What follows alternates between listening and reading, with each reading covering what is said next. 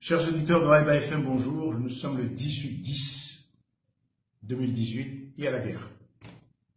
Une insurrection en juin, il y a des morts, des Comoriens. Avant-hier, hier, j'ai eu, sans doute je ne suis pas le seul, des appels de femmes que je ne connais pas, des mères de famille, pleurant, exprimant leur angoisse. Et pour hier, c'était très concret. Une mère qui me disait, je ne veux pas, je n'ai pas confiance en ce couloir d'évacuation, de sortie de la Médina, parce que j'ai des enfants qui ont entre 15 et 20 ans, or ces enfants-là peuvent être retenus par l'armée. Donc je reste. Une autre me parlait de l'angoisse de ses enfants et d'elle-même, à force d'entendre des crépitements de balles et d'autres détonations longueur de journée. On est en train, au-delà des morts, on est en train de préparer un avenir d'angoisse pour une bonne catégorie de cette population, avec tous les problèmes que ça pose. Alors oui, crions, protestons, disons qu'il nous faut des discussions, il nous faut des négociations, il nous faut la paix. Mais comment faire la paix? Comment discuter quand le gouvernement, pendant une année, n'a fait que déstabiliser, piétiner, emprisonner, ridiculiser, réduire à néant tous ceux qui pouvaient être des interlocuteurs. De ceux qui sont des interlocuteurs légitimes parce qu'ils sont allés à des élections. Ils n'ont pas été élus, mais ils ont eu des suffrages respectables, des partis qui sont là depuis longtemps, des institutions, des élus, les gouvernorats, tout cela a été réduit à néant. Et quand on a créé le néant devant soi, eh bien ceux qui poussent, c'est justement d'autres qui parlent notre langage, les armes. C'est ça ce qui se passe. Quand le cadre démocratique est détruit complètement. Quand on n'a que soi pour justifier, légitimer, légaliser ses actes. Et oui, n'oubliez pas qu'il y a à peine 2 semaines, le porte-parole de la mouvance démontrait les mesures d'apaisement en citant un avis de la Cour suprême. Il n'y a pas meilleure façon de dire qu'il n'y a pas la loi ici, c'est nous qui faisons la loi. Ce n'est pas ça qui incite la confiance. Donc, aujourd'hui, le gouvernement est en panne d'interlocuteurs. Hier, il a ouvert des négociations, un soliloque, c'est-à-dire il se parle lui-même. Parce qu'il n'y a pas d'interlocuteur, l'opposition n'est pas arrivée, l'opposition attend de la part du président de la République des mesures concrètes dans l'apaisement. En d'autres termes, l'opposition attend d'avoir des indications concrètes qu'elle peut croire à la parole du président de la République et qu'elle ne sera pas ridiculisée à chaque fois. Alors, le gouvernement, la mouvance, a accepté ce qu'elle avait refusé ou est allé chercher, prier la société civile de faire partie, c'est ce qu'elle refusait depuis toujours.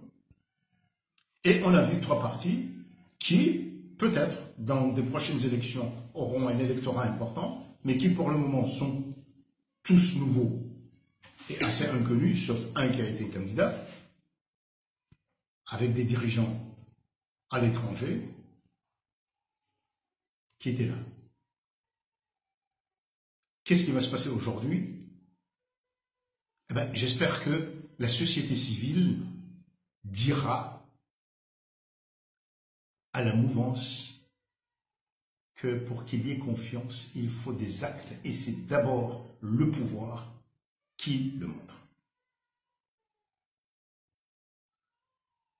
Le pouvoir ne veut pas non plus que l'Union africaine participe à ces négociations. Pourquoi? De quoi a-t-il peur?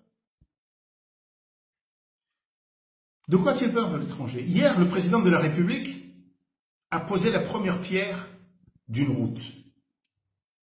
Mais qu'est-ce qui pèse cette route? C'est la Banque africaine de développement. Ce n'est pas les Comoriens. Ce n'est pas le président. Ce n'est même pas nos recettes. Nous, citoyens. C'est la Banque africaine de développement et c'est l'Union européenne. Une route qui, si elle est terminée, va servir, ou si les travaux continuent, va servir dans une campagne électorale des élections du président. Eh bien, ces gens-là, nous en avons besoin pour faire nos routes, nous avons besoin pour faire la paix, mais nous ne voulons pas avoir de témoins dans des discussions pour la paix. Tout musulman, tout chrétien, quand il est en bisbille, accepte toujours, même pas les conseils, la présence d'amis. Je ne veux pas m'éterniser. Il y a des morts. Aujourd'hui, les balles crépitent encore. J'ai dit souvent et depuis longtemps que l'armée que nous avons, qui est comme tous les corps ici, est politisée par des officiers nommés par les pouvoirs qui se succèdent, qui viennent de plusieurs écoles, qui n'a pas de moyens réellement, même si en son sein, il y a des gens compétents, mais n'est pas formé pour maintenir l'ordre pendant longtemps dans une île. Ni la logistique, ni la pratique ne sont là. Il nous faut la paix. Continuer longtemps, c'est favoriser réellement l'intensification de la guerre. Et même si l'armée dégage la Médina, si on va se dire qu'on est fier d'avoir fait de la capitale d'Anjouan, du chef-lieu de l'île d'Anjouan, une ville vide, ce ne sera pas une victoire. Ce sera la plus grande auto-défaite de ce pays. Ce sera le plus grand drame. Et l'armée à l'intérieur, que penser de ceux qui peuvent l'attaquer à ce moment-là de l'extérieur? C'est comme ça que ça se passe. Assez de discussions. Vous qui m'écoutez, écrivons, crions, disons au président de la République, et nous insistons pour dire qu'il est légitime. Que parce qu'il est légitime, il doit se comporter en président de la République et non en jeune garçon très fier qui refuse ou qui voit toute mesure, tout recul, comme si Hapul Hanacheo. Mwenzasheo ni ukurishilia wala wansilimai. Mbaba ni ukurishilia mwana. E yashindwa sideala la basi. Zozo wone a muda. À demain.